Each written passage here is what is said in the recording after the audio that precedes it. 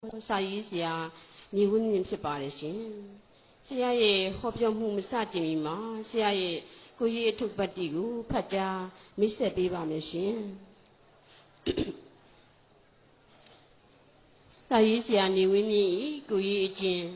အညီရင်ဥက္ကမောင်ဝင်ကလောင်မြင့်ညီဝင်းမြင့်အောင်မောင်ဝင်းဖွေဥပရွှေနေဒေါ်သိန်းမိဘနှစ်ပါးမှာ1952ခုနှစ်မှာမြင်းမှုခရိုင်ကုန်းဆောင်ကြီးရွာမှာမွေးဖွားခဲ့ပါတယ်1980ခုနှစ်များမှစတင်၍မဂ္ဂဇင်းများမှာဝတ္ထုရများဝတ္ထုရှည်များစတင်ရေးသားခဲ့ပါတယ်ဝတ္ထုရှည်ဝတ္ထုတူဘာသာပြန်တဘာဝပတ်ဝန်းကျင်ခီးသွွားဆောင်ပါစီးပွားရေးလူငယ်စာပေစသည်ဖြင့်စာပေါင်းစုံရေးသားနေစေဖြစ်ပါတယ်ရှင်1992ခုနှစ်မှာ12ကျိုးဝတ္ထုတို့များဖြင့်အမျိုးသားစာပေစု2009ခုနှစ်မှာအင်္ဂလိပ်16လုံးဖြင့်အမျိုးသားစာပေစုကြိမ်ရရှိခဲ့ပါတယ်ရှင်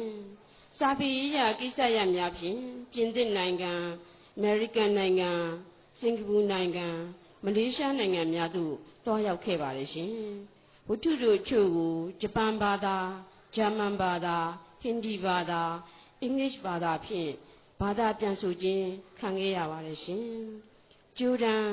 ဇော်ကကနေသည်ပန်းကြဝင်းမုံပါဝင်ရုပ်ရှင်ဇာတ်ညွှန်းများကိုရေးသားခဲ့ပါတယ်ထင်ရှားတဲ့စာအုပ်များမှာပလင်အငိမ့်ကဒင်အငိမ့်စင်အငိမ့်ကနိုင်တက်တည်စာပေဆောင်ပါများချင်းတွင်မဲစာဂတိပါအစိမ်းခီးသွားဆောင်ပါများအုပ်ဖွဲ့ပြန်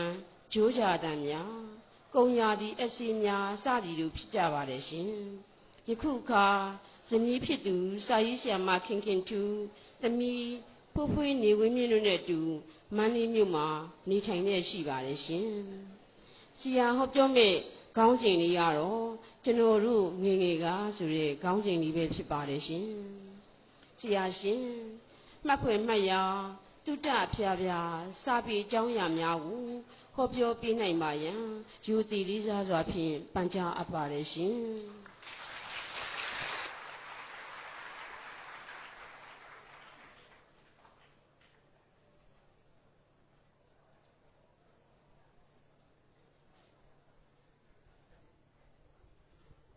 တောင်ငူမြို့ရဲ့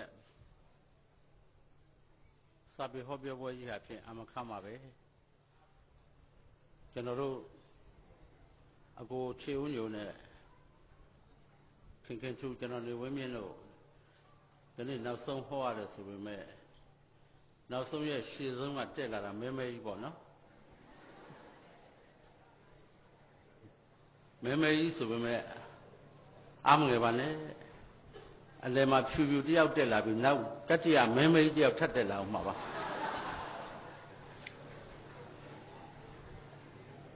ဘယ်လိုတော့ဖြင့်လာတယ်ဘာဟောမှမသိဘူးစင်ကာပူနိုင်ငံမှာဟောတဲ့တိတ်ခွေရလည်းပြနေပြီတဲ့အနေနဲ့ရမှာဟောပြောခဲ့တဲ့တိတ်ခွေတွေကလည်းပဲရပြီးဖြန့်လိုက်ကြတာကျွန်တော်လည်းတပြားမှမရဘူးအဲ့ဒါရောက်ချင်းမြို့တွေကလည်းဇက်တိုက်ကျွန်တော်တို့ဆိုပွဲ60ဒီ season ပေါ့ဒီရာသီမှာပွဲ60ရှိပါပြီအခုချင်းညိုဆိုပွဲ80လောက်ရှိနေပါပြီပြင်မမေလည်းချစ်သောစာဖတ်သူများနဲ့တွေ့ရတယ်ပေါ့နော်ဒီသဘောပါပဲကျွန်တော်လာခဲ့ပါတယ်ကျွန်တော်ကဒီဟောမဲ့ခေါင်းစဉ်ကတော့ကျွန်တော်တို့ငယ်ငယ်ကနဲ့အခုနဲ့တော့မတူတော့ဘူးဘယ်အထိမတူသလဲဆိုအစိုးရချင်းတောင်မတူတော့ဘူးနော်ပြောင်းကုန်ပြီဖြစ်တယ်သမိုင်းတွေဆက်ပြောင်းကြပါပြီနိုင်ငံတော်လည်းအသစ်ဖြစ်သွားပြီသတင်းစာလည်းအဲ့လိုဖတ်ပါလေဟုတ်ကဲ့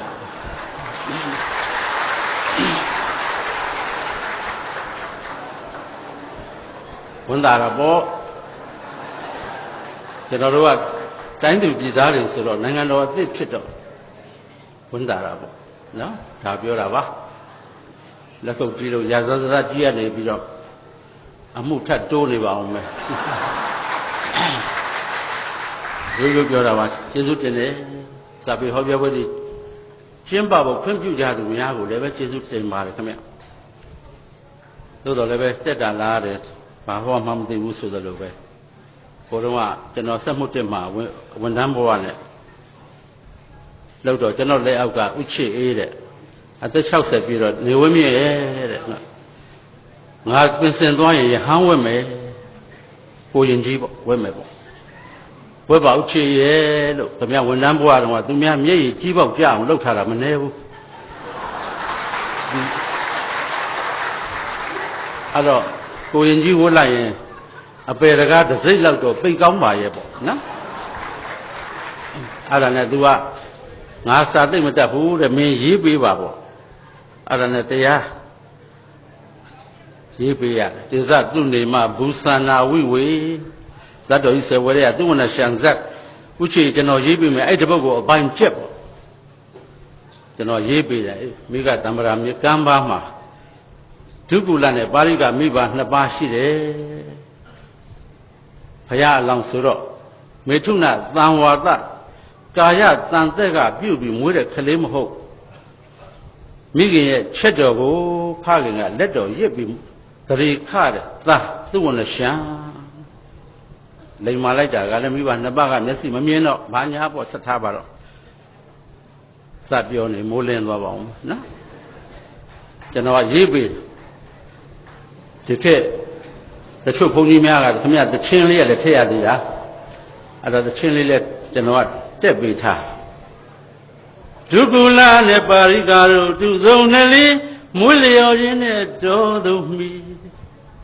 ကျင့်ဝတ်တရားကိုအာထုတ်သည်ကာမဂုဏ်နှုတ်စလုံးညီညီမုံလှပါသည်ဆုံးမကြသည်မေလုံးမမိဝဲပဲနဲ့ချက်ပေါ်လက်တော်ရစ်လို့တရေတီဟာမိုက်တယ်ကွာအေးခင်ဗျအတန်လေးတန်သားလေးနဲ့လက်လို့အေးမိကတမ္မရာမြေကံပါမှာဖြင့်ဒုက္ကုလနဲ့ပါရိကမိဘနှစ်ပါးဘဲဆိုင်တန်းညာဆိုင်တန်းနဲ့ထမ်းလို့ရွှေစင်းလုံးဝင်ပါတဲ့သူဝနာသာမဘာအဲ့လိုလောက်ရမှာခင်ဗျရောက်တော့ကြီးဟောလို့မရဘူးအာကြက်တာကြက်တယ်ဘုန်းကြီးတာဖြစ်သွားတယ်ပြည့်မဲ့လူမရှိတူမလုပ်တဲ့လူအလှူကအားနာတော့ကိုရင်ကြီးဥချေပြည့်နှစ်နာရီထိုးရင်ကြွပါဗျာတရားချိမြင့်တော်မူပါဗျာဟာစွန်စားပြီးကြတဲ့အဲ့တပုတ်သေးသောသူ့ဝန်လက်ရှံဇက်ကြက်7 နာရီလောက်ကြတော့အလှူမန္တကဘိသိက်ဆရာကသူ့ဝန်လက်ရှံဇက်ကြိုခင်း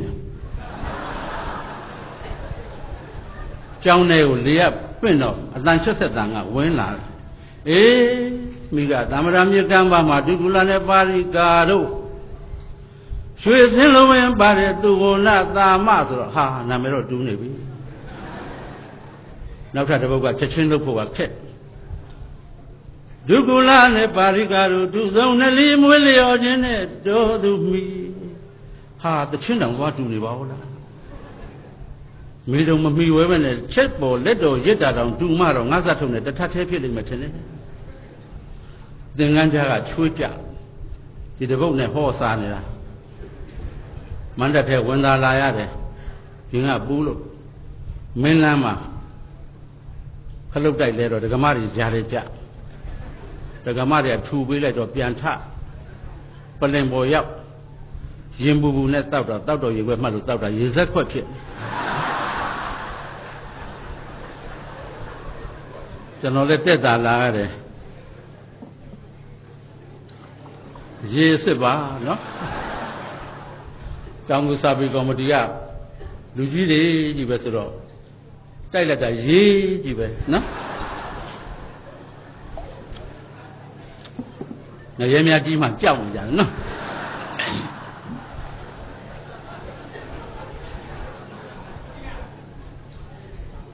ဇာတိကိုချစ်တဲ့စိတ်တောင်မှာဒီလောက်ကြီးကျယ်ခမ်းနားသောပွဲတော်ကြီးဘာလို့ကျင်းပတယ်လဲဇာတိကိုချစ်ကြသောဇာတိကိုမဲ့ကြသောဇာတိကိုဆွဲလန်းကြသောတောင်မူသူတောင်မူသားများကဒီလောက်ကြီးကျယ်ခမ်းနားတဲ့ပွဲကြီးကျင်းပတာဇာတိကိုချစ်လို့ပေါ့ဇာတိကိုချစ်တယ်ဇာတိကိုချစ်ခြင်းဟာတိုင်းပြည်နဲ့လူမျိုးကိုချစ်ခြင်းရဲ့အစပါပဲကိုယ်ဇာတိကိုချစ်ရမှာပေါ့ဇာတိချစ်ရကျွန်တော်မန္တလေးကနန်းတော်ရှိဆရာတင်က တို့မန္တလေးကနေပူပူချင်းကြိုက်ကြိုက်ဖုံထူထူတို့မန္တလေးတို့ချစ်တယ်ဆိုတဲ့ချင်းလေးတစ်ပုဒ်တောင်ရေးဘူးမန္တလေးကျွန်တော်တို့ရွှေမန္တလေးချမ်းအေးပူအိုက်အောက်သူတွေလိုက်ခေရမယ်မောင်တင်မစိုးမန္တလေး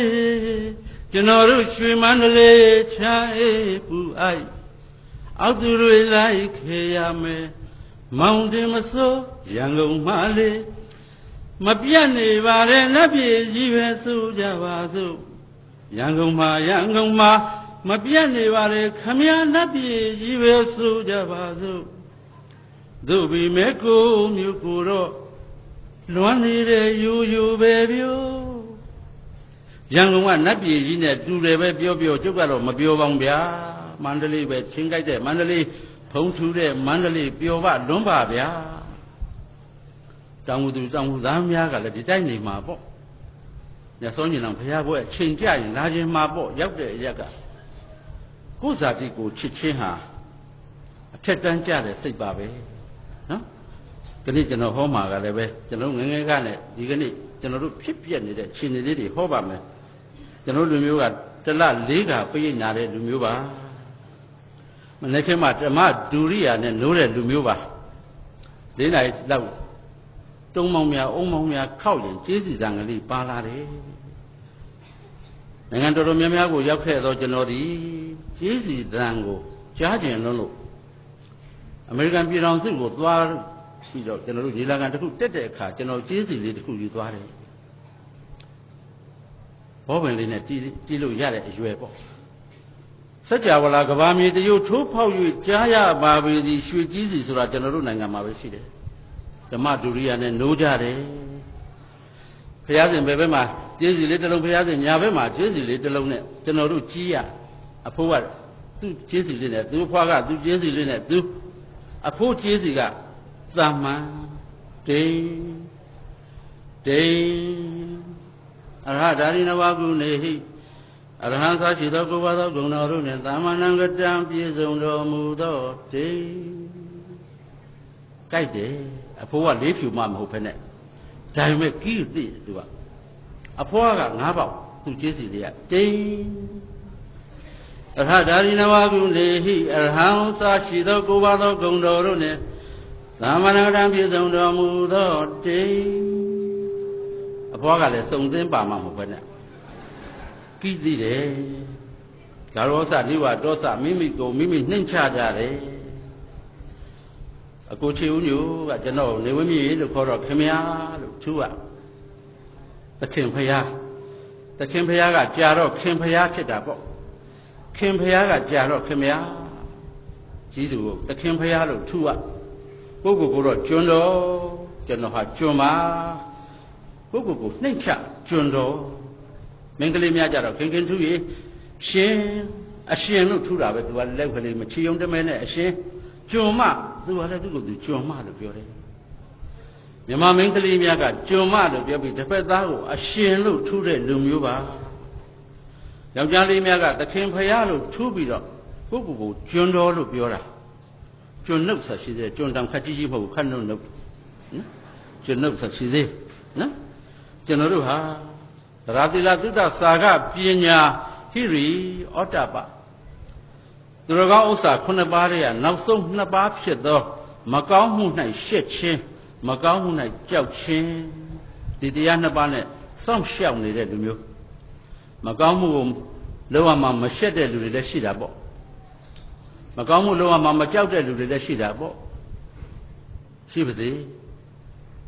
ကျွန်တော်တို့လူဖွဲ့စည်းဟာဖြင့်မကောင်းမှုကိုလုပ်ဖို့ရှက်မကောင်းမှုလုပ်ဖို့ကြောက်မြင်လာလေးကိုကြပြဖွဲ့တယ်မြင်လာလေးကိုစာဖွဲ့တယ်တဲလေးတစ်လုံးရှိတယ်မျက်တရားလည်းရှည်လို့နောက်ကတောင်တန်းကြီးနဲ့တိမ်လေးတွေကလည်းလွင့်လို့အနားမှာတစ်ပင်လေးရတယ်နှစ်ပင်တစ်ပင်လေးပုံမှာဂျိုးလေးကနှကောင်းနဲ့ကြပြဆရာကဒီလိုမြင်ခွင့်တွေ့တော့ကြပြရေးတဲ့လူမျိုးဂျိုးနှကောင်းထနောင်းပင်ကြီးနောင်ကလွမ်းအောင်ကူချွဲပန်းတော်ပြူပင်မြက်နေစာထူလှဖိုးတောင်သူတဲပန်းတော်ပြူပေါ့ပြောတော့ဗရောပြူပေါ့ဗရောညိုပေါ့မြက်တွေအမတန် ချိုတဲ့မြက်တွေပေါ့နွားတွေသိကြက်တဲလေးနဲ့မြက်တော်ကလေးနဲ့သစ်ပင်ကလေးနှစ်ပင်နဲ့ဂျိုးလေးနှစ်ကောင်ခံစားတယ်ကြပြဆရာကကြပြရေးတယ်တချင်းရေးဆရာကအတန်လေးထက်တချင်းလေးလှုပ်ပြီးဆိုတယ်အဲ့ဒါကျွန်တော်တို့လူမျိုးရဲ့အနုပညာချစ်တဲ့စိတ်ဂျိုးနှစ်ကောင်ထဏောင်းပင်ကြီးနောင်ကထဏောင်းပင်ကြီးနောင်မဟုတ်ပါဘူးထဏောင်းပင်ကြီးနောင်ကပင်ကြီးနောင်ဆိုနှစ်ပင်ပေါ့ဖတ်စာလဲတော့တပင်နဲ့ကနေပြီးဂိုင်းခွဲထွက်ထားတယ်ဖတ်စာများထုံးစံအမှားတွေလည်းပါသေးပင်ကြီးနောင်ဆိုနှစ်ပင်ဖြစ်ရမှာပေါ့ကျွန်းပင်မောင်နှမလို့မောင်နှမကျွန်းပင်မတူဘူးကျွန်တော်တို့လူမျိုးကဘာသာစကားမှာကျွန်းပင်မောင်နှမကျွန်းပင်မောင်နှမကျွန်းပင်ဆိုကျွန်းပင်တပင်ထဲမှာမောင်တော်ရောနှမတော်ရောနတ်နှစ်ပါးစံတယ်လို့ပြောတာကျွန်းပင်မောင်နှမဆိုတော့နှစ်ပင်ပေါ့အခုလေဂျိုးနှစ်ကောင်ကထဏောင်းပင်မှာတူလို့ဒီဟာလေးကိုကြပြဖွဲ့တယ်အတန်ထဲတော့ဂီတဖြစ်ဂျိုးနှစ်ကောင်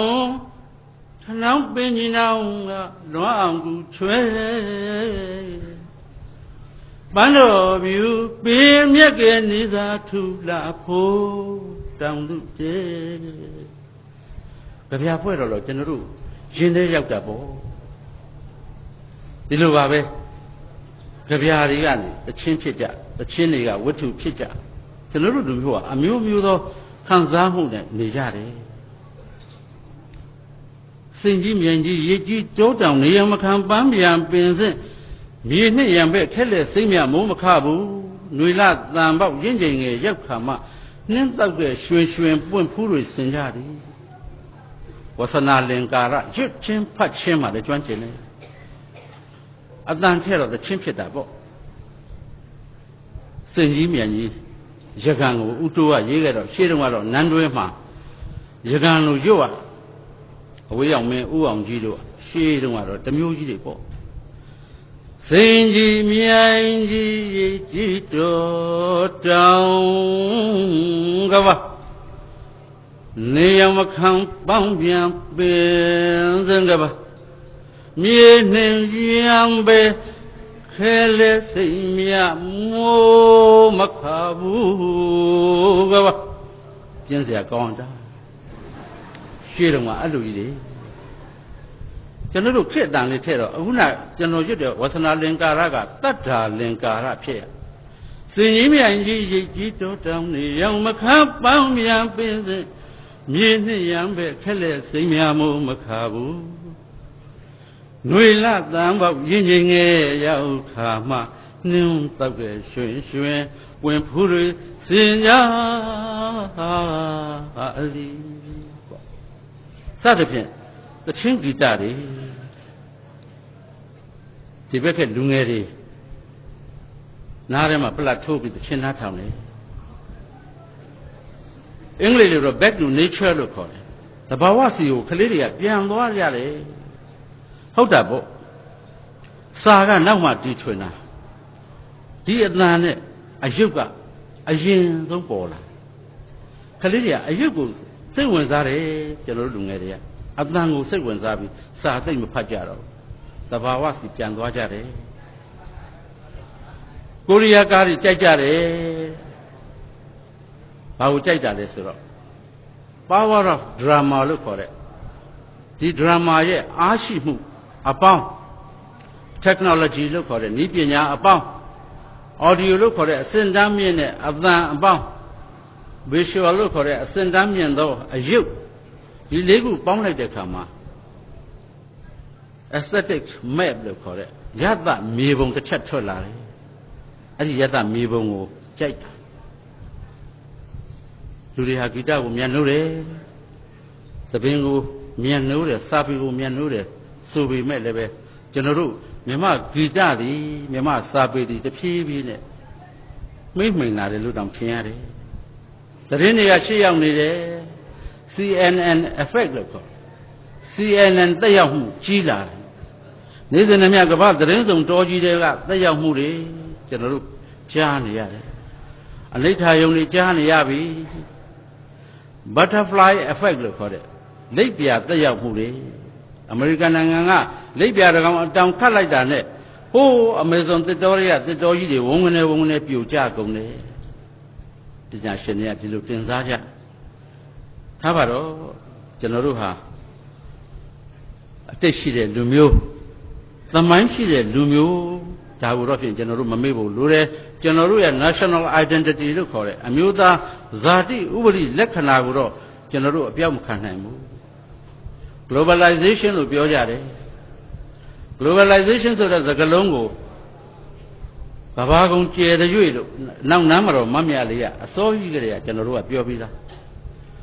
မြဝတီမင်းကြီးဥစ္စာကလည်းသဘူးကျွန်းလုံးသိန်းကျုံပေါင်းယုံဘူမိပတ်ကုန်းရေမီတောင်တော့ဆုံးဆဆခြုံချကြလို့သဘူးကျွန်းလုံးတချင်းခန့်ကြီးနဲ့လွန်ခဲ့တဲ့နှစ်ပေါင်း200ကျော်300ကလေးကမြဝတီမင်းကြီးဥစ္စာက globalization ပြောခဲ့ပြီရွန်းစိတ်ဝတုံလာဝွန်းသောရာယုံတို့ကဘာကုန်ကျေတဲ့၍ငယ်မှာပဲမိတ်လိမ့်လေလို့အနောက်နားမတော်မမြလေးကလည်းချစ်သမျှကိုပတ်ပြိုးမှပြောခဲ့ပြီဒီနေ့ကျွန်တော်တို့ပြောတဲ့ globalization ဟာကျွန်တော်တို့အပြောစောခဲ့တာနှစ်ပေါင်းတောင်300လောက်ရှိ globalization လို့ပြောရင်ကျွန်တော်တို့နှစ်ချက်တွေ့ရတယ်လူမျိုးဒီကဘာလုံးမှာရှိတဲ့လူမျိုးများရဲ့ယဉ်ကျေးမှုအစုံသောယဉ်ကျေးမှုကိုချစ်မြတ်နိုးရေး၎င်းအစုံသောယဉ်ကျေးမှုများကိုတဦးနဲ့တဦးလေးစားရေး multiculturalism လို့ခေါ်ကြတယ်လူမျိုးစုံယဉ်ကျေးမှုကြီးကျွန်တော်တို့နိုင်ငံဘဝဖြတ်သွားတာကိုကျွန်တော်တို့လေးစားရမှာမှန်ပေမဲ့ကျွန်တော်တို့နှလုံးသားတွေကအမျိုးသားဇာတိဥပဒေလက္ခဏာဖြစ်သော national identity တော့အပြောက်ခံလို့မဖြစ်နိုင်ပေဘူးဒီနေ့ညကျွန်တော်အဲ့ဒါလေးဟောမယ်ဥတ္တကျော်အေးမန္တလေးတဲ့အောင်ကျော်ချမ်းအေးမန္တလေးတဲ့အင်းချင်းကြာအောင်ရတနာဘုံရှင်မင်းဆက်ဆက်ကိုထားခဲ့အောင်ကျွန်တော်တို့ရဲ့နောက်ဆုံးမင်းနှစ်ပါးဖြစ်သောဘောရှင်မင်းတို့မင်းတရားကြီးဖခင်နဲ့သားတော်သီဘောမင်းလက်ထက်မှာနိုင်ငံတော်ပြိုကွဲခဲ့တယ်1922ခုပစုံလပြည့်ကျော်6ရက်ပစုံလပြည့်ကျော်လို့သုံးတယ်လားစုပ်လို့မသုံးစုပ်ဆိုတာကတော့မြန်မာတွေကမသုံးဘူးမင်္ဂလာမရှိတော့အင်မတန်ရင်ကျေးကြစုပ်ဆိုတာမသုံးကြလာပြီကျော်6ရက်ဒီမှာမန္တလေးရွှေမြို့တော်ကြီးတေရာနှစ်ပေါင်း150ပြည့်ခဲ့ပြီမနေ့တနေ့ကပဲမန္တလေးမှာဒီပွဲတော်ကြီးကျင်းပတယ်ဘာလို့ကျင်းပတာလဲဘုရင်မသက်ကထွက်တဲ့အမိန့်ကဥပဒေဖြစ်တာကိုလုံးလုံးမဟုတ်ပါဘူးဘုရင်ကချမ်းသာခြင်းတိုင်းချမ်းသာပြီးတိုင်းပြည်ကကုန်းကောက်เสียမရှိအောင်မွဲတာကိုလွန်းတာလည်းမဟုတ်ပါဘူးကျွန်တော်တို့ဘာကိုလွန်းတာလဲအတိတ်ကိုရှိတယ်အတိတ်တွေရှိတယ်လူမျိုးဖြစ်တယ်တို့ဟာဖြင့်သမိုင်းကြီးတဲ့လူမျိုးဖြစ်တယ်ဆိုတာကိုလွန်းရတယ်နေမြဝန်သာဆက်သွယ်စင်လာအာနာဝန်ဖြို့တီးစော်တက်တို့နန်းယုနရိတကုံးမတိန်ဆယ်ချိန်ဧကရမြစ်တော်မန္တစက္ကရဖြစ်တော်မူသောမန္တလာဆလယရနာပုံနပထမရွှေအိမ်ရိပ်ငိမ်ကွန်းပြောက်ဖြူဝန်းဆောက်သောပြင်စမသင်္ကာယနာတင်အထူးသောတိုင်းကြီးပြည်ကြီးချီးဆောင်မင်းများဤသခင်မြတ်စွာဘုရားအလောင်းမို့လို့ဒီလိုနိုင်ငံတော်ကြီးထူထောင်နိုင်တာပါဗျာရှင်ကြီးဆရာကရေးရအချင်းကြီးဆရာလည်းပြင်းကြိုက်အောင်ရေးတာပေါ့မြေကြီးလေးပါလေရတယ်မနှဲဘူးပေါ့သူကလေဗုဒ္ဓလောင်းမှုမြို့နာတီတောင်မင်းမြနောင်ကုန်းပေါင်းနေညွန်းသူဒီပါမြေပေါ်ကျော်နိုင်ဘုံတော်ဟုံး6ဘုံ၌ရွာလွန်ပြန်မွေလို့ဘေးတော်မြေမှာထီရသာနဲ့တန်ခိုကရွှေဖုံးတော်လီလာဝေဖြာမလဲရနရွာရည်သူအေးနရွာရည်သူအေးဒီလိုချင်းနေရေးခဲ့ကြတယ်ရေရပက္ခဝိုင်းဒီတိုင်းလေးဌာနီရွှေပြည်ရွှေဘုံနာရေရင်သွဲဖျားသီလမောက်ဖြူရွာသည်မို့လို့ဖုန်တကုတ်ရွှေမုံငွေမိုးရွာစင်ပြူရတနာစမီခူရောက်လာမင်းတို့မင်းလက်ထက်စင်ပြူရတနာစက်မီခူရောက်လာရှင်မင်းများကစင်ပြူများကြအမတန်ကြိုက်စင်ပြူများရရင်ဘုံတကုတ်အာနုဘောကြည့်တဲ့တိုင်းပြည်အေးချမ်းတယ်လို့ရှင်မင်းများကယုံကြည်ရဟန်သူပါရဲ့ဘုရင်တစ်ပါးဆိုဘယ်လောက်ဆိုးတယ်လဲဆိုရင်ဟိုးပန်းလောင်မြစ်ထဲကစင်ပြူအသေးတကောင်မျောလာတာ10ခိုင်းပြီးတုတ်ရောက်ပြီးတော့တုတ်တွေပါရိုက် လေးတိုင်စင်ရိုက်ပြီးစင်သေးကြီးမတ်တရခိုင်ပြီးအပေါ်တက်စီးတစည်းရှင်ကြောစွာတဲ့ယူကြောင်မှုကြောင်နော်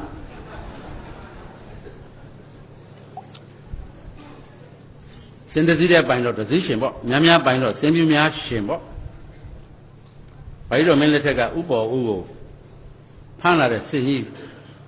ပြပေါ်ဥဖေငါစင်ကြည်စမ်းကွဥပေါ်ဥကလှမ်းကြည့်တော့စင်ရစင်မဲ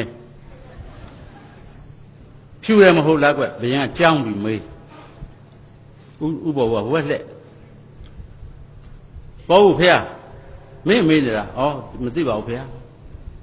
ပြောစမ်းကွစင်ဖြူသလိုလိုရှိပါဖေဝိလက်ကြောင်မမလုပ်နဲ့ဖြူဖြူတယ်ပြောမဲရင်မဲတယ်ပြောအခုတော့နည်းနည်းဖြူပါဖေဒါပေမဲ့နောက်နှစ်ပေါင်း60ကြာရင်တော့ထုံးလို့ဖွေးဖွေးဖြူတဲ့စင်ကြွေရနာဖြစ်ပါလိမ့်မယ်ဖေစင်ရဲ့ကျန်လက္ခဏာပေါင်း350မှာပြနေပါလေဖေဒါဟာစီးစုစင်မတော်ခေါ်ပါဖေဟာမင်းစင်ကျန်လက္ခဏာသိတယ်ပေါ့သိပါဖေဘယင်ပြုံးပြုံးကြီးပြန်သွားတော့အမတ်တရပေါ်ဦးအတင့်ရဲလှယူလားနဲ့အမခံရဲလှယူလားဟာမရဲနဲ့လေနောက်နှစ်60ဆိုဘယင်လက်သေးပြီစင်လက်သေးပြီပေါ့ဟာ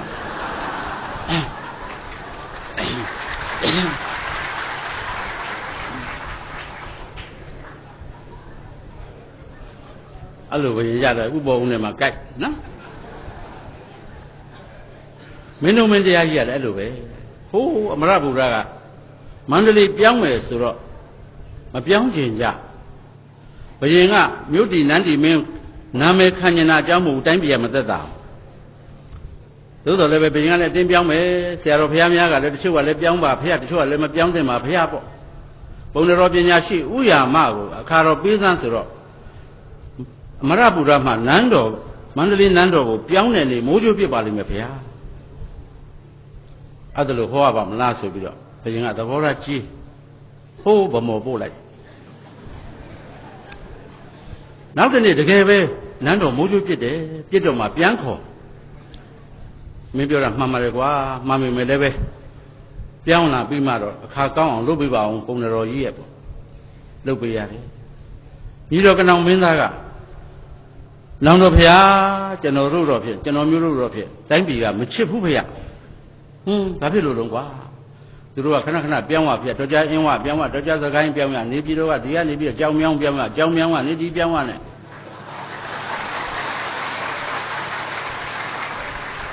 လခါအင်းဝမှာဆန်းအင်းဝကနေစကိုင်းကနေအခုအမရဗုဒ္ဓမန္တလေးပြောင်းပြန်ပြီဆိုတော့တိုင်းသူပြည်သားများစနှုံးမုံထည့်เสียခွတ်တောင်မကြံပါဘူးဖျား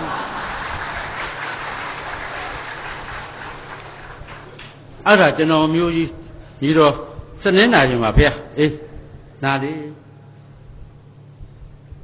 အုံးမဲတွေမျက်နှာတော့ပစိုးအဆုပ်ကြီးပေါင်းနှောင်းတွေချွတ်ကနောင်မင်းသားကြီးကပစိုးစုပ်ကြီးကိုပါမန္တလေးနောက်ကညောင်ပင်ကြီးအောက်မှာတယောက်တည်းသွားထိုင်ဆေးပေါ်ဟိုပြောင်းမှုပဲကြီးနဲ့ခြေထောက်တွေလည်းအုံးမဲတွေတော့မဲသေးလို့တကယ်တော်သားကြီးလို့ထိုင်တော့လှဲတစ်စီးဖြတ်တယ်မိဖို့နှစ်ယောက်အဖိုးလုပ်တဲ့လူကလှဲမောင်းလို့နောက်မှမိမလေးကပါတော့အဘကြီးနေပြည်တော်ထဲလားအေးနေပြည်တော်ထဲပေါ့မန္တလေးနေပြည်တော်ပြောတာနော်အဲ့တော့ကျုပ်လိုက်လို့ရမလားဗျရဲ့လဲကြုံရပါမောင်ရလဲကကျုပ်မီးလေးတယောက်ပါတာပါတက်ပါဆိုတော့ကနောင်ကိုရောကြီးကလှဲနောက်ပြန်စီလှဲရန်တိုင်းစုပ်ကိုင်သူ့မှတ်မိမှာဆိုလို့အဘဘယ်တော့ဗျရဲ့ထင်းဘိုးလေးသွားတောင်းမလို့ပါကွယ်ဩထင်းဘိုးလေးလည်းမရမကတောင်းမှကလေးထမင်းစားမှာပါကွယ်လူတိုင်းပြည်ကဘယင်ကတိုင်းပြည်ပြုမြို့တီနန်းတီဘယင်လှုပ်ချင်တာသူယူတာအကြောင်းမဟုတ်တို့ကမသက်တာဘူး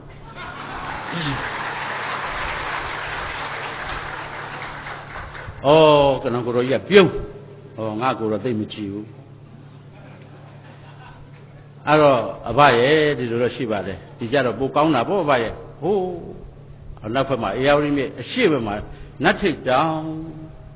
င်ဘက်မှာတော့ဒုဋ္ဌဝတီမြစ်မြောက်ဘက်မှာတော့မရယာမြစ်ကြီးစီးဆင်းပြီးအလဲမှာသာယာတဲ့နေရာကြီးမဟုတ်လားအဘရဲ့သာယာတာယဉ်ကြည့်ပါဦးကွယ်ထမင်းကအရေးကြီးတာပါသူ့ကိုဘယ်လိုမှတိုးမရတော့သူ့ရောဘယ်လိုသဘောထားတယ်လဲမေးချင်တာပေါ့ ကနောင်ကိုတော်ကြီးကသူညီတော်ကနောင်ကိုတော်ကြီးကတော့မစိုးပါဘူးဘာရဲ့အဘပြန်ဖြေတယ်လှဲမောင်းရင်ဒီမအေဘေးမျိုးဒီအချိုးပါပဲကွာ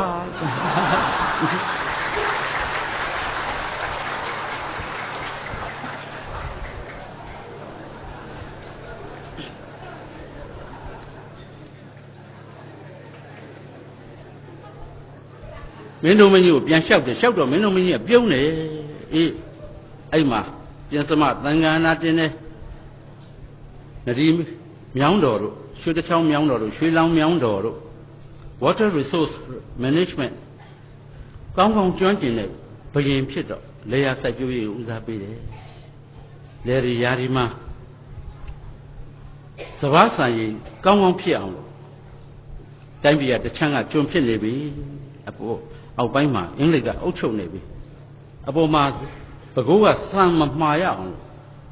စံကောင်းကောင်းထွက်အောင်စီမံအုပ်ချုပ်တဲ့မင်းတရားကြီးဖေဟာဒါတော့ဒီဘောမင်းလက်ထက်ရောက်တော့တိုင်းပြည်ကကမောက်ကမဖြစ်ပြီးကုန်းပေါင်းစမဟာယာဇဝင်တော်ဤတတ္တရာရွဲမှာကျွန်းဖြစ်တာကိုဦးမောင်မောင်တင်ကညာပြီးရေးတယ်ဓာတ်ကကိန်းခမ်းမကောင်းလို့ဟာတိုင်းပြည်ပြရတာဘယင်ညံ့ညံ့နဲ့မရေးရဲဘူးနော်ဘယင်ညံ့တာပေါ့ညံ့လို့တိုင်းပြည်ဆင်းရတာပေါ့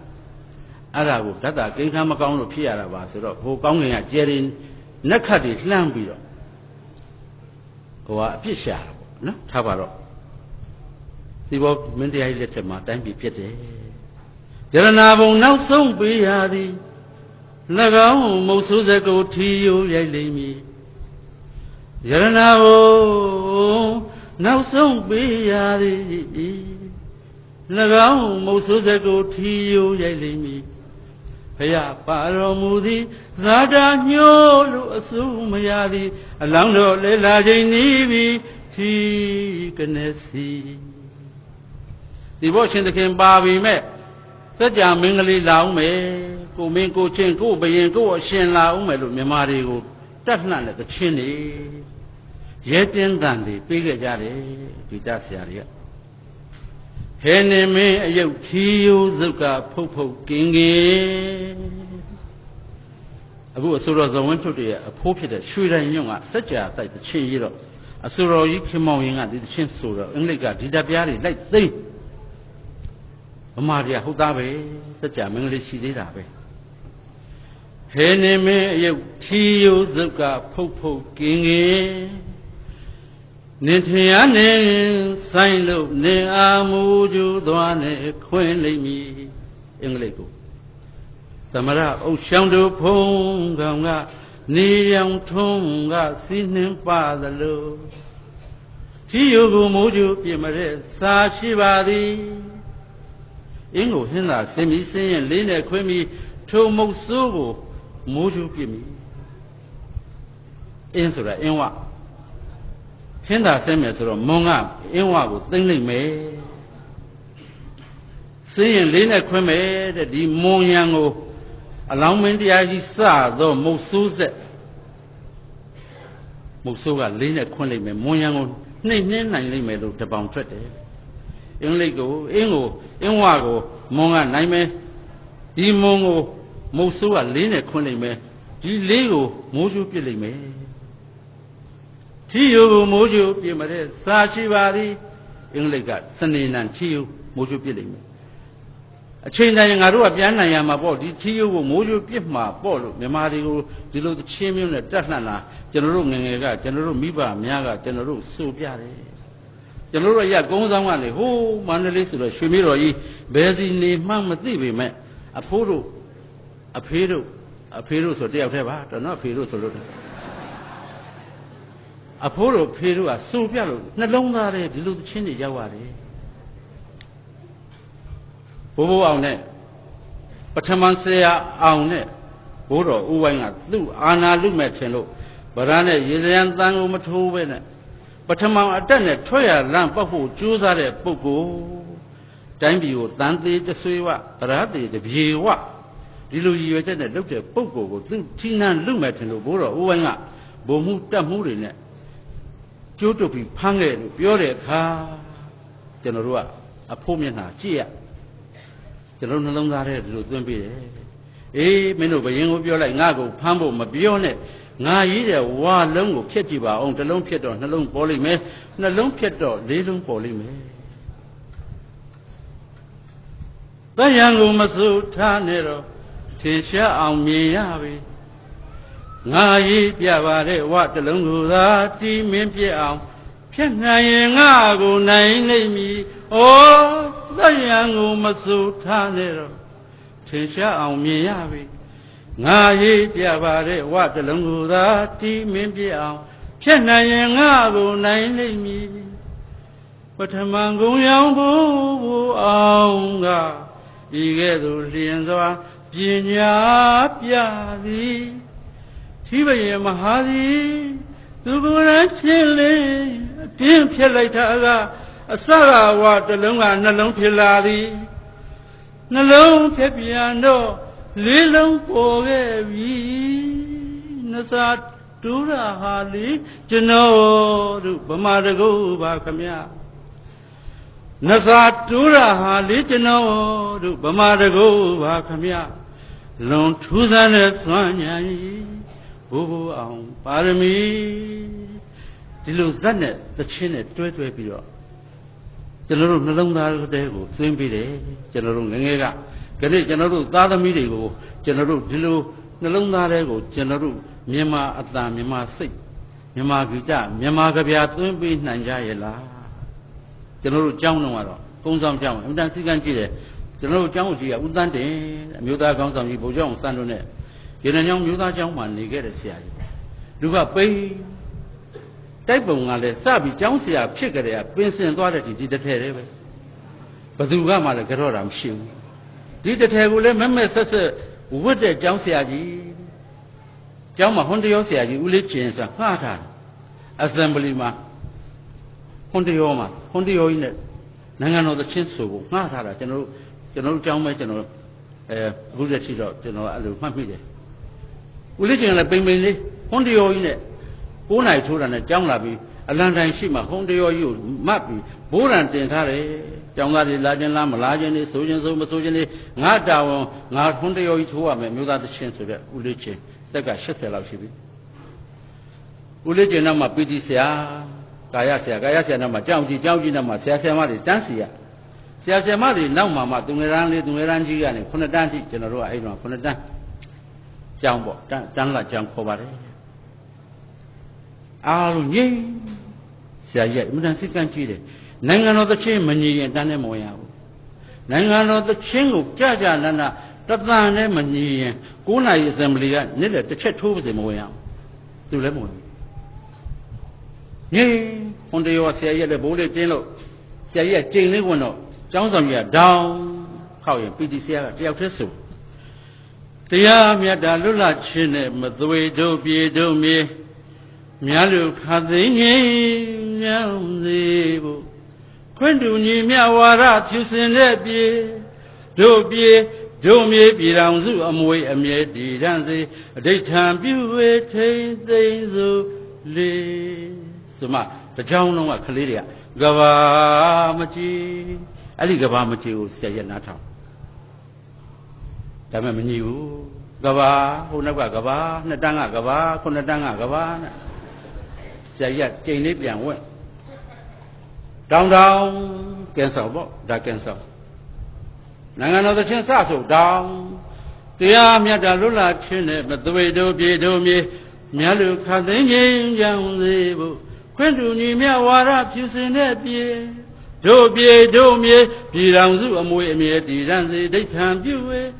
ထိန်သိမ့်စို့လေကဘာမညိဘူးဆရာကြီးကနောက်လှည့်ကြည့်တာတရားခံဖမ်းလို့ပဲရမလဲခလေးရအများကြီးကိုကလည်းကိုမဟုတ်တယ်လို့တောင်းကြီးနိုင်ငံတော်ကိုဒီတဲ့ချစ်တာမရှိတော့ဘူးဆိုပုံလား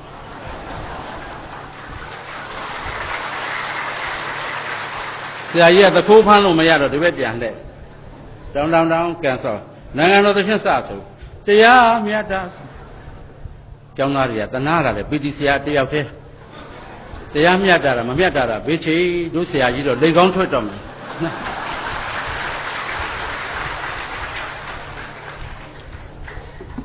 ဦးလေးကျင်လည်းတက်80တရောကို16ခါတော့ပြန်ထိုးနေမသက်တာဘူးပီတီဆရာကလည်းတယောက်တည်းတရားမျှတနေရတော့ဆရာကြီးသနာပါဒီခါညီကြစို့ကျွန်တော်တို့ချင်းချင်းညီကြစို့ဆိုညီတယ်ထိန်သိမ့်စို့လေကဘာမကြည်ပြုံကြီးဆရာကြီးပြုံကြီး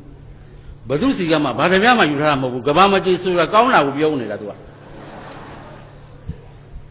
ဒီဘက်လှည့်တယ်အစမ်းမလီကျွန်တော်တို့ပဲလှည့်တယ်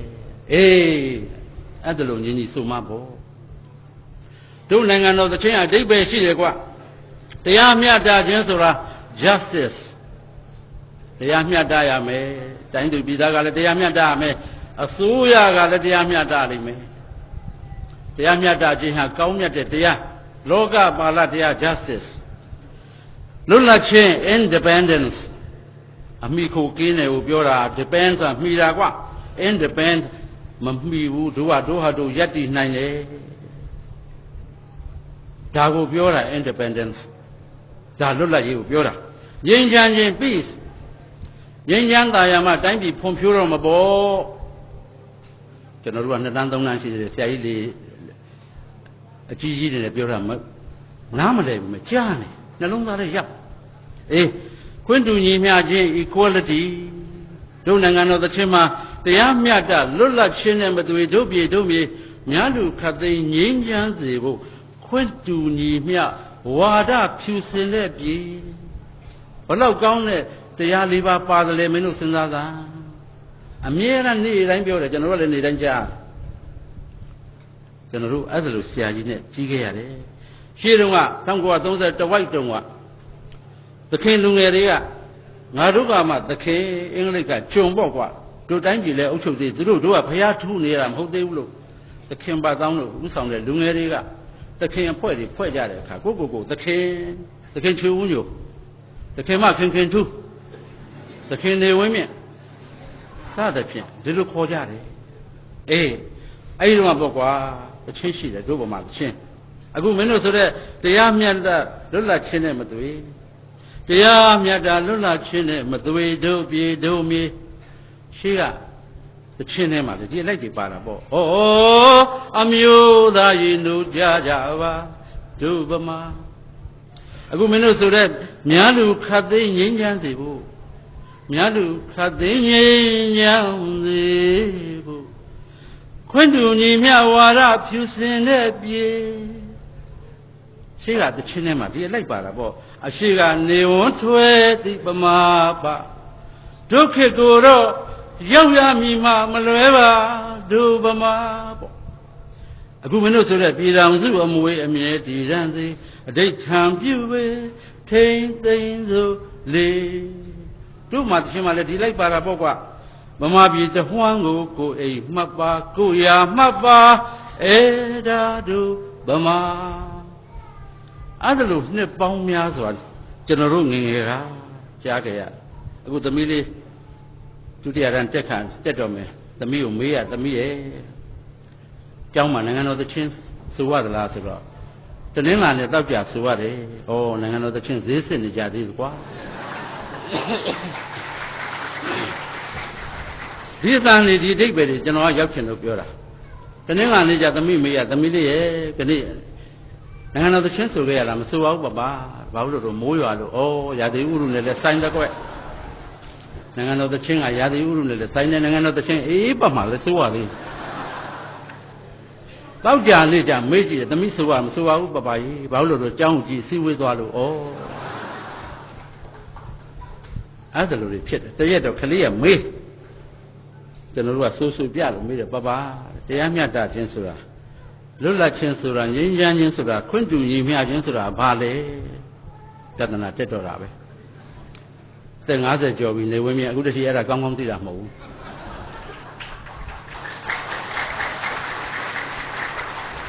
အဲ့တော့မေးကလည်းစာရေးဆရာမဆိုတော့သမီးရဲ့ဒါမျိုးကြမေးရတယ်မေးရတယ်စာရေးဆရာဆိုတော့သမီးဝက်လက်ကြောင်ပါလို့တော့မေးစီရောက်သွားဒီဖေဘာပြောတော့ပပက तू ကဝိုးရဝါဒပဲလို့ပြောတယ်မေစီလွတ်လိုက်တာအေး तू ကဝိုးရဝါဒငါလည်းခတ်ထွေးရဲ့တဲ့နော်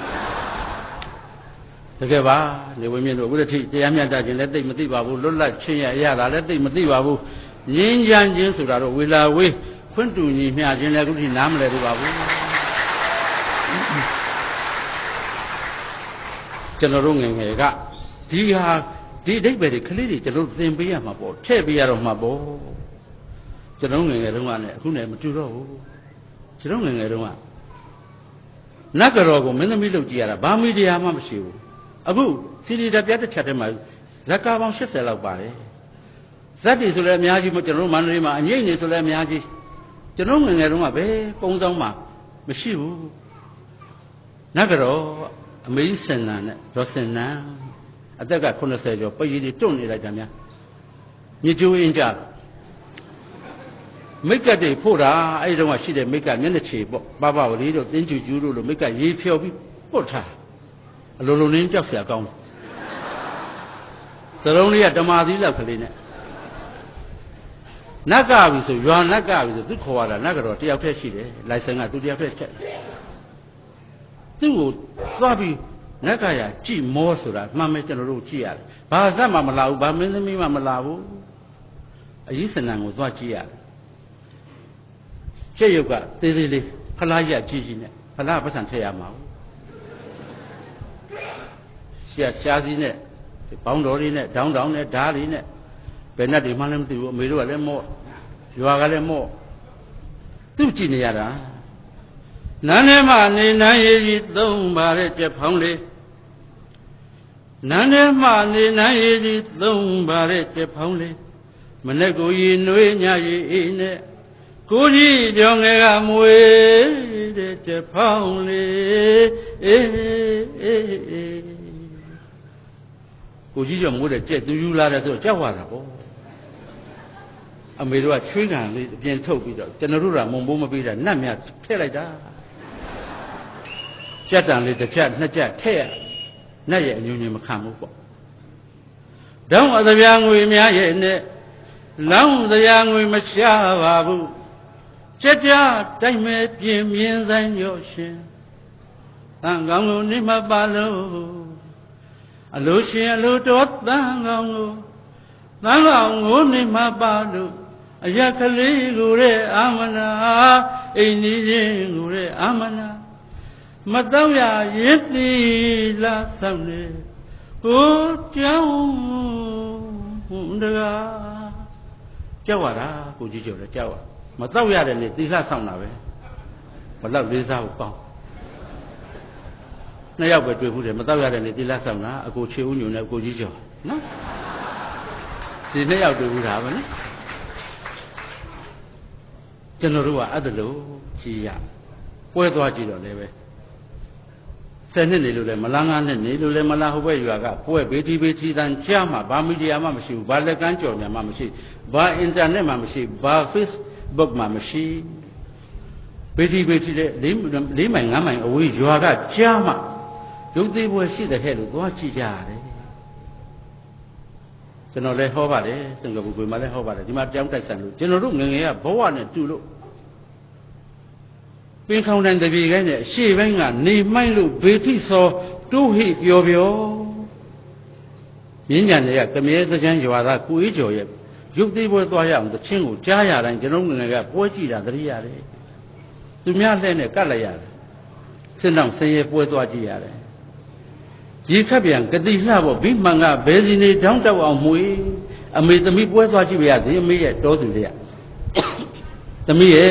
ပြေလေးခတ်ခဲ့ပါအောင်အမေရဲ့သူများပဲနဲ့လိုက်ရမှာဘယ်လိုလုပ်ခတ်မလဲတိုက်ခတ်ပါအောင်သမီးရဲ့ခတ်တော့ကတိမှာပေါ့အမေရဲ့အမေကပြောတော့လည်းမငင်းစံသာဘူးသွားပြီးတော့ရေလေးတစ်ခေါက်နှစ်ခေါက်ခတ်ရေခတ်တယ်ဆိုလို့တွင်းလေးကခတ်လာတာမဟုတ်ဘူးလက်ရွက်တွင်းလေးတွေကနေရေမှုန့်နဲ့စစ်ပြီးခတ်ရအိမ်ရောက်တော့အမေကသာလွှတ်ရင်စပယ်ပန်းလေးအိမ်ကပွင့်တဲ့ပန်းလေးကုန်းထားပြီးရေစိုးဝက်ကလေးနဲ့အုပ်တပည့်ကမရှိတော့တပည့်အဟောင်းလေးမဲနဲ့ပြားနေအောင်စိုးပြီးတော့ဒါလေးအမေလွှတ်ရင်ဖြုံရမှာပွဲကင်းနေအလှပြင်တော့လည်းဘာမှမရှိဘူး Revlon တို့ Max Factor တို့ဘာတို့ပဲရှိလိမ့်မတဲ့တော့မှရှိရကြောက်ပြင်ကတချမ်းပဲ့လို့နတ်သမီးကျွန်းထဲမှာပိုးလောက်လမ်းလေးရ14-15ကောင်နဲ့ တွေးလိုက်ရတာတဏှာတုံးကအပွေးမရှိကြည့်ရတယ်မှန်ကဗရာမပါဘောင်လေးဘက်မှာနှစ်ဖက်ကကျိုးလို့ထရံတုံးနဲ့ထိုးထားကြစ်နဲ့သူ့ထွက်လာတာပါးလေးလိမ့်ပြီးတစ်ဖက်ကလေးခြုံပြီးအမေသွားမယ်နော်အမေအကြီးတဲ့ဘသူကပန်းဖွက်ထားပါလိမ့်တော့စပယ်ပန်းဘသူဖွက်ပါလိမ့်ပြေးကြပါအေးလှဲကလည်းသွားတော့မယ်ရေခပ်ပြန်ကတိလှဝပြီးမှန်ကပဲစီနေတောင်းတောက်အောင်မွေးစပယ်ဝေးဘသူဖွက်ကြစိတ်ပြဖို့အေးရှားစားဟဲ့ရောင်းမရေလောင်စားနဲ့ရောင်းမရေရှားကြီးအောင်လေမောင်ကြီးစောင့်မအောင်လဲသမားလေလှန့်တာစပယ်ဝေးပန်းကြီးအောင်မလေးတပည့်ပြားချုံလိုက်အောင်မလေးစပယ်ဝေးလေးပန်းနာလေးစပယ်ပြားလေးချုံလာလေးကျမအကိုရဲ့လန့်တောင်သွားနော်လေဝဲမြေတောင်မှာတရားခံဖြစ်နေမှာနော်ရေခပ်ပြန်ကတိလှပေါ့ဘိမှန်ကဘယ်စီနေကတိတယ်အမတန်အလုတ်များတာကတိတယ်တောင်းတောက်တယ်တောင်းမကြီးကသားသမီးတွေပျောက်တဲ့ကတောထဲမှာလေပင်ကြီးထောင်ပြီးတော့တောက်နေအတန်ပေးသလိုပဲတောင်းတောက်တယ်ဆိုရှာတာပေါ့ရေခပ်ပြန်ကတိလှဖို့ဘိမှန်ကဘယ်စီနေတောင်းတောက်အောင်မှွေစပယ်ဝေးဘသူဖွက်ကြစိတ်တွေပေါ်အေးလောင်စားနဲ့ရောင်းမရေလောင်စားနဲ့ရောင်းမရေရှားကြီးအောင်လေမောင်ကြီးရေစောင့်မအောင်စပယ်ဝေးပန်းကြီးအောင်မလေးတပည့်ပြားထုံလိုက်အောင်မလေးဘယ်ချိန်သွားလဲဆိုညနေပေါ့ဟိုးလေလုံးကြတဲ့ချောင်းရိုးစားထရောစီမှာတောလဲတွေပွဲသွားကြည့်တော့နေဝင်းမြင့်တို့အဲ့ဒီလဲပေါ်ပါခဲ့ရတယ်ဘဝကျွန်တော်ငယ်ငယ်ကမီဒီယာမရှိဘူးဘုရားနီးနေညို့လားချောင်းရိုးစားထရောစီလေးတွဲမြည်လဲရန်ကတည်းစီပါတဲ့ရုပ်သေးလဲရန်ကတည်းစီပါတဲ့ရုပ်သေးဟိုဘက်ရွာပွဲသွားကြည့်ရတယ်အင်မတန်ဆေးရတဲ့ဘဝတွေပါတို့ပြောကြပါစို့ကျွန်တော်ခြေရလဲတနားကြောပါနော်ကျွန်တော်ဘယ်လိုကြည့်ရလဲကျွန်တော်ရွာမှာအခုလို ready made မရှိဘူးတေလာမိတ်လို့ခေါ်တဲ့ဆက်ဆိုင်အားရရွာ6ရွာမှာဆက်ကလေးတစ်လုံးမှရှိတယ်ဆက်เสียကကူးသန်းတယ်နရွက်မှာခဲရန်ကြီးထိုးထားခါမှာကျင်တွယ်ကြီးနဲ့ပေကျိုးကလည်းချိတ်ထားသူ့ဆက်တစ်ဆက်ဆဲရှိတော့ဘူကြရင်နိုင်ကြာနေပေါ့ဦးသန်းစီအထက်အင်ကြီးသွားအရင်တကြီးကအစလှဲသမားအထိကျွန်တော်တို့ကလေးတွေကမကြမ်းတရွာလုံးကအင်ကြီးစားယူသွားပြီးသူ့စီသွားကြောင်းကြိုက်အင်ကြီးပေါ်ချွတ်ပြီးလက်ကားပေးထားအနိုင်ကျင့်ရင်နိုင်ကျင့်600မှာတစ်ဆက်ရှိတာဒီဆက်ကလည်းဝယ်ထားတာမဟုတ်ဂျပန်ခေတ်တုန်းကအမိုက်ပုံတွေကကောက်ရတဲ့ဆက်တကြီးကလာပြီးလှုပ်ရတယ်မင်းကွာအင်ကြီးအတိုင်းပြီးရရတဲ့ငသန်းရဲ့မရဘူးဗျာတကြီးရဲ့ခမည်းရဲ့တကြီးရဲ့ဓာတ်ကျုပ်ချုပ်တဲ့လူရဲ့ဓာတ်နဲ့ဟောဒီပိတ်ဆက်ရဲ့ဓာတ်ဟောဒီဆက်ရဲ့ဓာတ်လေးပါးစုံမှအင်ကြီးကောင်းထွက်တယ်ဟုတ်လားမဟုတ်လားမသိဘူးတကြီးကလည်းသူချုပ်မပေးမဝဲရတော့ဒီလိုကြီးပဲကြောက်ကြိုက်တာတကြီးဒီနဲ့ပိန်လှရည်လားခင်ဗျာစားအောင်နဲ့တူတယ်ပေါ့မင်းအလုပ်မပါဘူးကွာတိုင်းမှာတိုင်းစမ်းမှာပေါ့ဒေါ်လာရွှေတဲ့သူမိမကစာမတက်ရှာဘူးခဲတာကြီးဇရိဆွတ်ပြီးစောင့်တယ်လင်ကပြောတာစောင့်ယောက်ျားတိုင်းတကြီးလက်ရှိ26လက်မှမိမရေးတယ်တကြီးလက်ရှိ2600တကြီးခါ40တကြီးခါ4000နဲ့ရေးထားတာတုံညသူ့စိတ်ထဲပေါ်တိုင်းထိုးနေရပဲအဲ့ဒီလားရွှေနဲ့အဲ့ဒီဦးလေးတန်းနဲ့ဘယ်လိုတိုင်မင်လဲမသိဘူးအင်ကြီးကတော့ထွက်တယ်အင်ကြီးကထွက်တာ तू ကမကောင်းတာ2မျိုးထွက်တယ် तू ကလေကရုံးမဲ့ तू ကချုပ်တခြားမချုပ်ကော်လာနဲ့သွားချုပ်ရင်ဒုံးတဲ့တောင်လိုက်ရိုက်မတစိတ်ဆိုးတယ်မင်းတို့ကနေချက်တဲတုခိုးတာကိုကွာဒါအင်္ဂလိပ်အင်ကြီးခေါ်တယ်ကွာလေကရုံးမှာတို့ဗမာအင်ကြီးဩဟုတ်ကဲ့ပါမျိုးချစ်စစ်တက်ကပါလေးသူကနှစ်ခုပဲဟောဒီအပေါ်ဆုံးကဟောဒီကျဲတဲ့နဲ့ဒီအပေါက်နဲ့တဲ့တာယူမလားအဲ့ဒါဆိုအောက်ကမတဲ့ဘူးအောက်ကချက်ချက်ရရလို့ကျင်တော့အပေါ်ကဒီလိုဖြစ်လိမ့်မယ်မကောင်းတဲ့နှစ်ခုတည်းကတစ်ခုယူကိုယ်သဘောပဲအဲ့ဒါတော့ဦးသန်းရဲ့ဒီမိုကရေစီပေါ့နော်ဦးသန်းဒီမိုကရေစီဆိုတော့ အဲ့နှစ်ခုတည်းရွေးရတာပဲကျွန်တော်ဦးလေးချမ်းသာသွားပြီအခုတည်းထိဦးလေးတန်းကြီးကဒီကနေ့ငါဆက်နေကဆုံးပြီသို့တော့ဟိုးရန်ကုန်ရောက်တာတော့ဦးလေးတန်းအင်းကြီးကိုရန်ကုန်ကလှမ်းပြီးချုပ်ခိုင်းတယ်တနိုင်ငံလုံးအတက်ချုပ်တာဦးလေးတန်းတယောက်ဆောင်းတာငါအဲ့ဒါကြိုက်တာတဲ့အဲ့ဒါလို့အဆောင်ကြိုက်တဲ့လူတွေလည်းရှိသေးတယ်နော်ဒါပါတော့အခုတော့ ready made ဖြစ်သွားပြီ clothing democracy လို့ခေါ်တဲ့အဝတ်ထည် democracy ခေတ်ရောက်လာပြီတန်းပေါ်ကဆွဲချပြီးမှန်ကန်လေးတဲ့ဝင်သွားဝတ်လို့တော်ပြီဆိုပတ်စံပေးလို့ဖြစ်ရတယ်ဖြစ်ရောက်လာပြီကျွန်တော်ငယ်တော့မှမဟုတ်ဘူးဘယ်ဟုတ်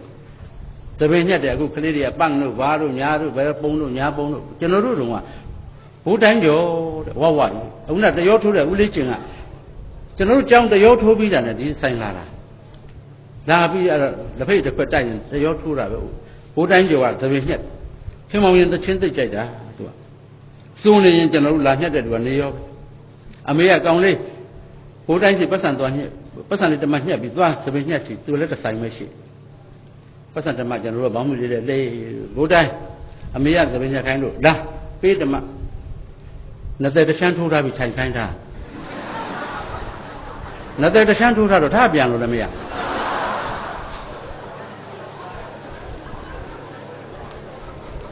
နောက်ကလေးတယောက်လာပတ်စံတမနဲ့ဘိုးတိုင်းအမေကဘေး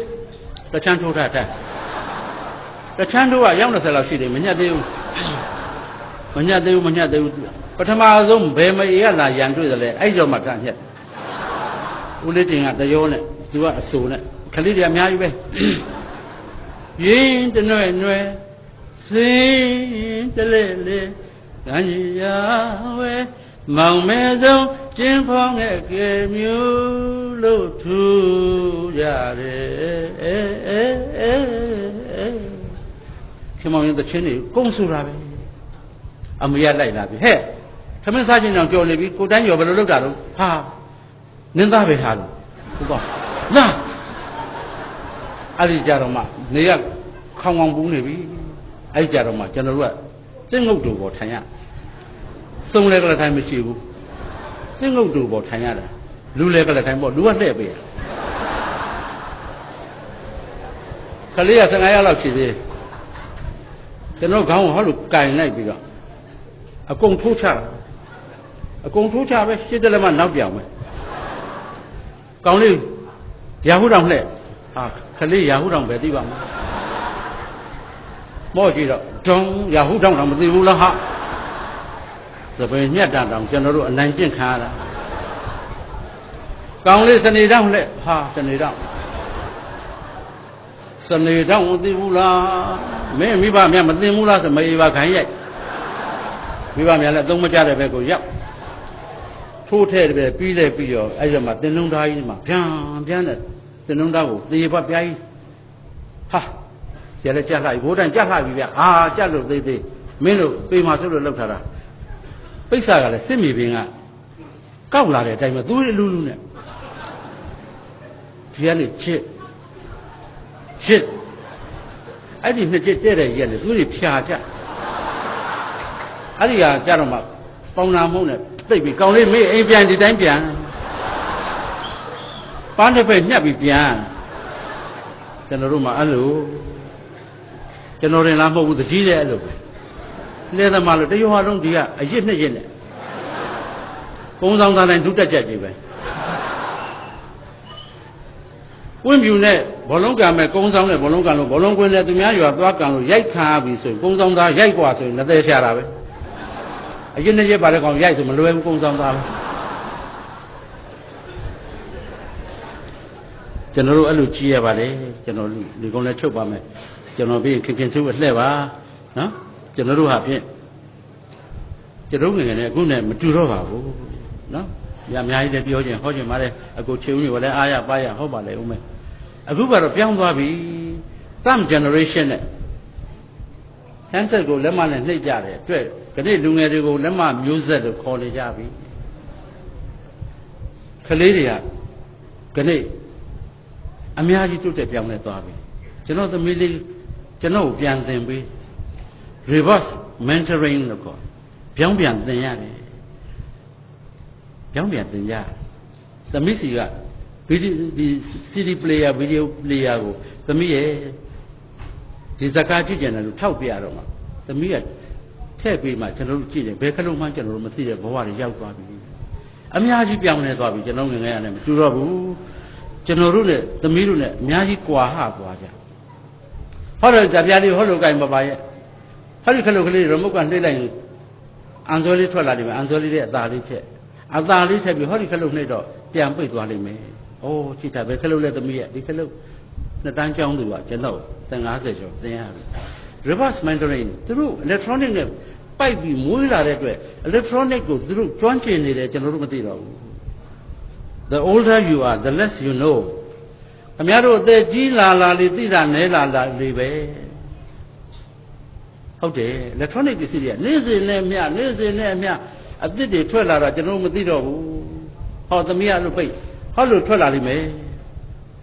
နိုင်ငံရေးဥတီချက်၄ရက်ပပကြော်ပလိုက်ဒီမှာ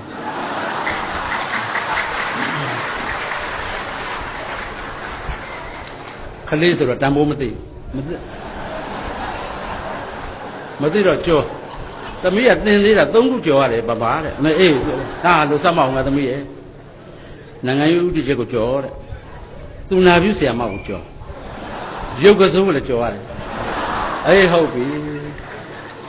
အသိမှတ်ထားရတယ်ဒါမဲ့သမီးလည်းပြောသမီးတိုးလုပ်ပါရာဇဝအိုးဒုံးလည်းမထိုးလိုက်ပါနဲ့သမီးရဲ့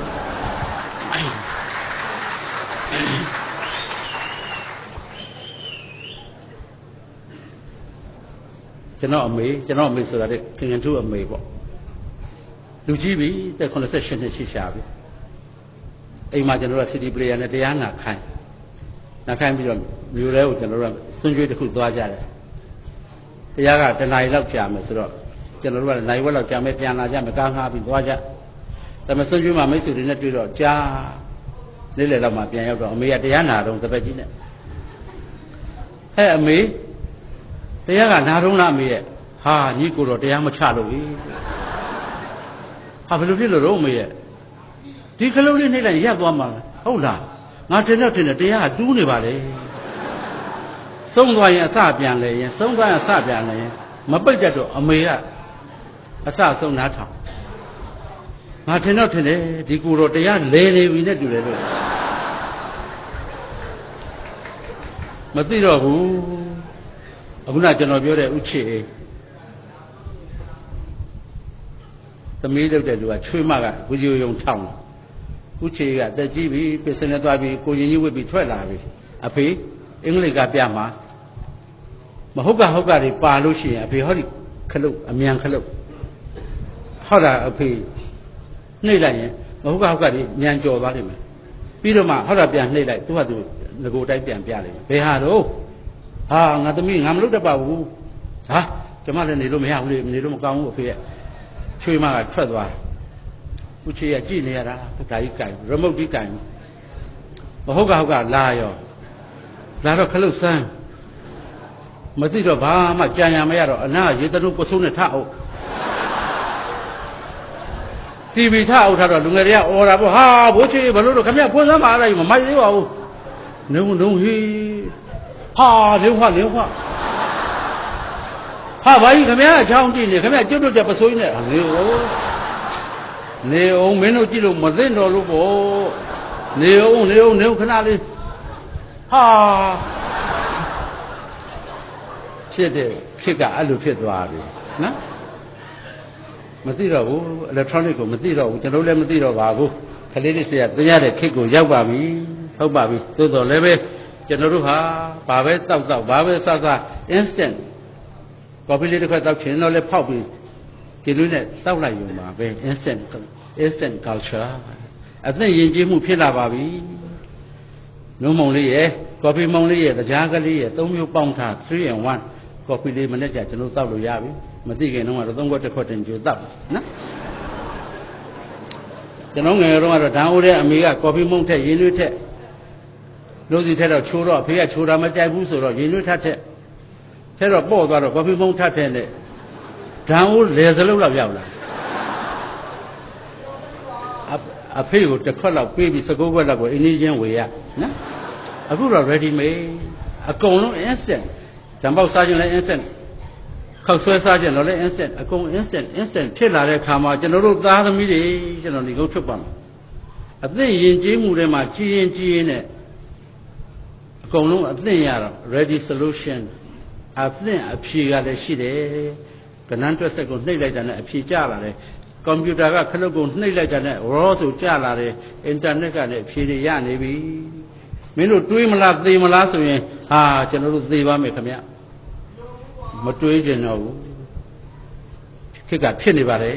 စသဖြင့်ကျွန်တော်တို့လူငယ်တွေဟာခဏ